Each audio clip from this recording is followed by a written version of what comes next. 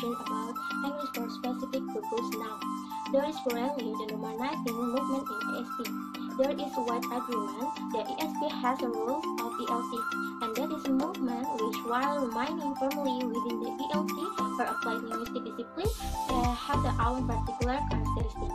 Material production and text analysis, especially analysis of spoken and written text, has a minute and important position in ESP. The influence of Swell's Jans analysis that is extremely usable tool analysis that are relevant to ESP, business, and the other smaller branches of ESP. With the advance of computer-based corpora and development of ideas of gender analysis, it is possible to relate the quantitative data that emerge from computer analysis. According to the Evans and T. Jones stress, that one major change has been the emergence of business English as a major stand of ESP teaching. Early work was dominated by English for science and technology, and it is often been the marker that Swell's episode in ESP is essentially history of ESP. However, the large area of growth is business English. The increasing number of international students taking major courses, banking, finance, accounting, and banking, financial, and the area of academic business English is the beginning assume much greater importance in ESP. Okay, the next session is the development ESP journal.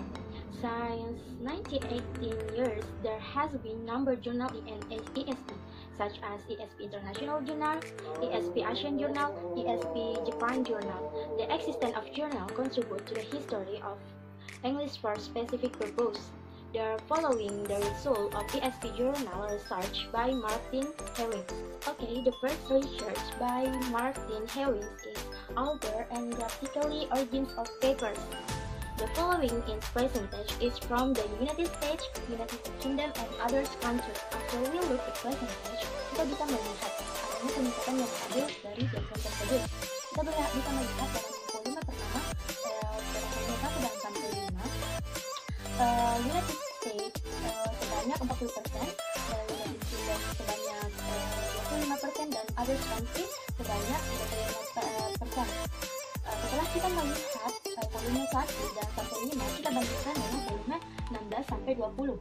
Di sini terdapat peningkatan yang drastis, dan ini terjadi di others country yang peningkatannya terdapat lebih dari 2 kali lipat dari sebelumnya, yaitu 70% dibandingkan dengan United States dan United Kingdom yang hanya sebanyak 19% dan 12%. It is possible that it translates to main trends. The first is the most observatially the growth of ESP world around the world, and the second is the acceptance of ESP or recognized academic discipline in tertiary institution. Okay, look, the following are categories of other countries that can identify the ESP activities around the United States and United Kingdom. You can see that between volume 1 until 5 and 6 until 20, the most notable increase were in Europe, Afrika, and the rest of Asia.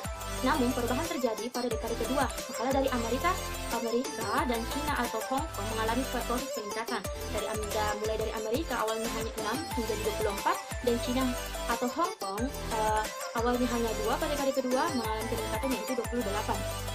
Salah satu situs utama The First Traces of ESP khususnya dalam bahasa Inggris untuk science teknologi is early life, what the near is, and the second main area of growth, the number is likely to be Europe, khususnya Eropa Timur, di mana jumlah konferensi ESP baru-baru ini tampaknya mencerminkan minat di daerah tersebut. Finally, it is interesting to note the gender of authors, in where a thief has a second place over the last 2 decades. There is so figure as follows. In early years of ESP, of majority of authors were male, namely yaitu 58% dari volume 1 sampai 5. Dan penulis wanita mengambil ahli mayoritas pada volume 16 sampai 20 yang terus meningkat sebanyak 55%. Okay, the second research by Martin Harris is the topic of papers. The topic focused on ESP. The papers are divided introduced daily with the ESP in general. For example, training of ESP teacher, English for academic purpose including papers on English for science and technologies, and English for occupational purpose. The results are showing the following figure. Setelah kita lihat, telah ada perubahan, telah ada penurunan yang stabil dan nyata dalam proporsi makalah. The look of ESP general, khususnya pada konteks bisnis dalam peningkatan stabil. Perubahan yang paling menonjol adalah makalah yang berbahasa English Occupational Purpose. Dalam makalah English Occupational Purpose, pada sejumlah alasan yang memungkinkan dapat disarankan dalam tren ini. Yang pertama yaitu penurunan general ESP. Jika dapat digambarkan seperti ini, kecenderungan nyata untuk ESP untuk menjadi lebih spesifik. Kedua yaitu pada tahun 1960-an atau 70-an dan 70-an, ESP mungkin merupakan cabang dari ESP yang paling sering diteliti karena itu adalah kegiatan utama. Sementara English Occupational Purpose mencakup ESP yang menjadi kegiatan yang lebih luas, yang dengan begitu banyak mata kuliah, banyak mata pelajaran akademik yang mempelajari melalui media bahasa Inggris oleh penutur asingnya. Yang ketiga adalah poin ini terkait bahwa English Occupational Purpose bukan yang tumbuh secara signifikan dengan mengorbankan general ESP.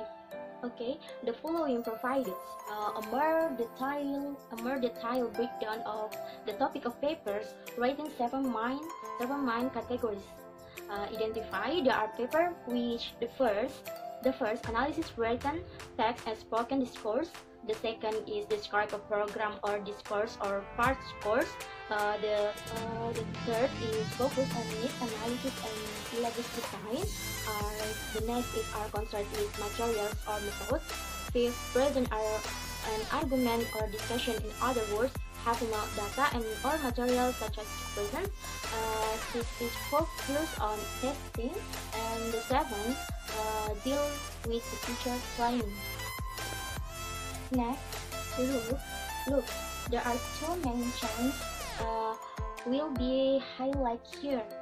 The first is the considerable increase over the period in paper that have to discourse analysis. At their sentence, one of growing relation is that providing an effective ESP course or materials, we need to know a considerable amount about target situation. The second main change as the relative decline in problem description. Given the papers presenting text and discourse analysis predominated, the rest of this section will examine that in further detail. Look, in regions such as Central and South America, and the North is perhaps the most common pattern of ELT program. ELT program was for students to be taught general English with focus speaking and listening. Followed EST programs focusing on reading English language textbook and writing academic genre and preparation for university's degree in EFL setting. Next, look.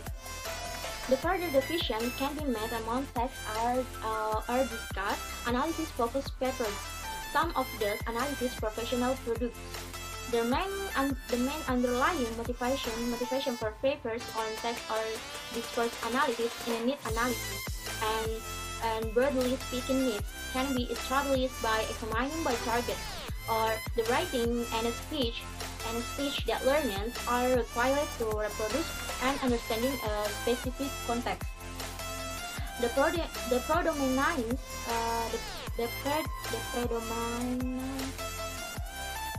predominance of paper on professional produce suggests a clear focus on the current abilities of students direct comparison between what the student and professional do.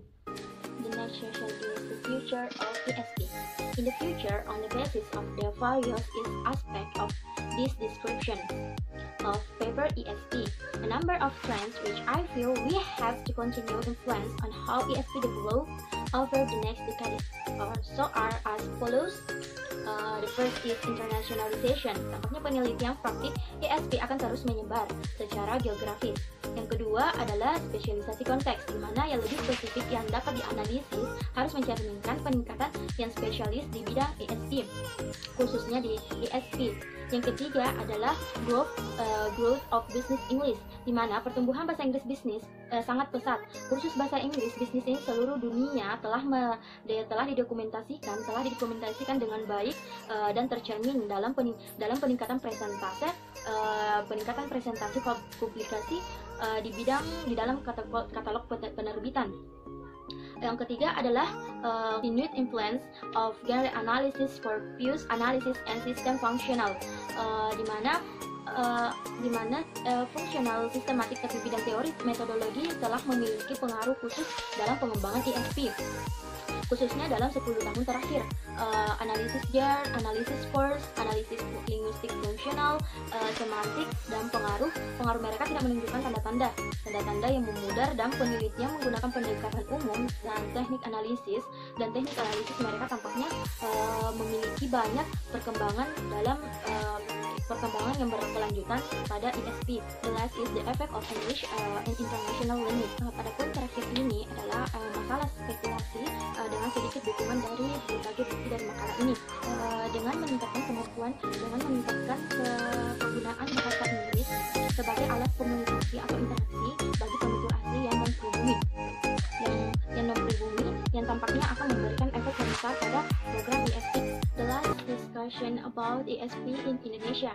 Terlepas dari peningkatan permintaan pengajaran bahasa Inggris dari sektor swasta dan di lembaga-lembaga formal, situasi ini belum menunjukkan penelitian cukup dalam ESP, terutama mengenai kebutuhan para kelompok pelajar atau orang-orang yang perlu memiliki perintah dalam bahasa Inggris. Kebutuhan untuk mengatasi masalah ESP ini jauh lebih diharuskan dibuktikan oleh fakta-fakta bahwa pengajaran bahasa Inggris di sekolah menengah tingkat atas tidak terlalu memuaskan walaupun mereka belajar bahasa Inggris selama 6 tahun. Dan jenis bukti yang diperlukan adalah apakah studi atau penelitian kebutuhan untuk menggunakan bahasa Inggris di tingkat nasional ini sudah dilakukan atau tidak. Nah, dengan studi ini akan memberikan beberapa kebenaran untuk analisis kondisi ESP di Indonesia saat ini di Indonesia. Oke,